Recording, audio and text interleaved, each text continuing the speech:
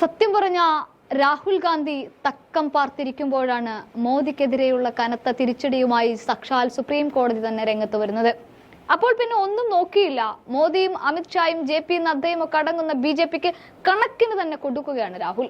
അയോധ്യ രാമക്ഷേത്ര പ്രാണപ്രതിഷ്ഠ വന്നപ്പോൾ തൊട്ട് സുപ്രീം കോടതി വിധി നോക്കൂ, അത് നമുക്ക് അനുകൂലമാണ്, ആ വിധിയുടെ അടിസ്ഥാനത്തിൽ രാമനെ ഇതാ പ്രതിഷ്ഠിക്കുന്നു, പക്ഷേ പ്രതിപക്ഷം സുപ്രീം കോടതിയെ മാനിക്കുന്നില്ല തുടങ്ങി ധാരാളം കാര്യങ്ങളാണ് BJP അന്ന് പറഞ്ഞു വെച്ചത്. എന്നാൽ ആ വിധിയെ മാനിച്ചവർ ഇതുകൂടി മാനിച്ചേ പറ്റൂ എന്ന അവസ്ഥയെ രാഹുൽ ശരിക്കും മുതലെടുത്തിരിക്കുകയാണ് ഇപ്പോൾ. അതായത് കേന്ദ്രം തന്നെ കൊണ്ടുവന്ന ഇലക്ട്രൽ ബോണ്ടിനെ സുപ്രീം കോടതി ചീന്തിയെറിയുമ്പോൾ ചില കാര്യങ്ങൾ അടിവരയിട്ട് പറയുകയാണ് രാഹുൽ ഗാന്ധിയും ഒപ്പം തന്നെ മുതിർന്ന കോൺഗ്രസ് നേതാവുമായ ജയറാം രമേശും.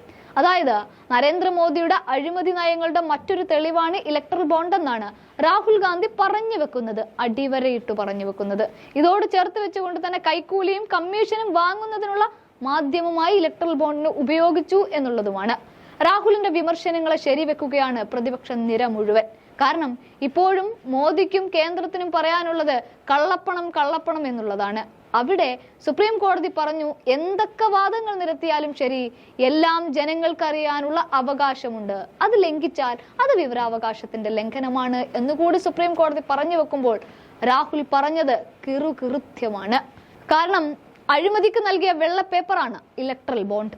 ഒപ്പം കമ്മീഷൻ അടിച്ചെടുക്കാനുള്ള ധവളപത്രവും ഇതേ ഇലക്ട്രൽ ബോണ്ട് തന്നെയാണ്. ഇവിടെ സുപ്രീം കോടതി വിധിയെ സ്വാഗതം ചെയ്തുകൊണ്ട് ജയറാം രമേശ് പറയുന്നത് പണത്തിനേക്കാൾ ശക്തി വോട്ടിനുണ്ട് എന്നാണ്.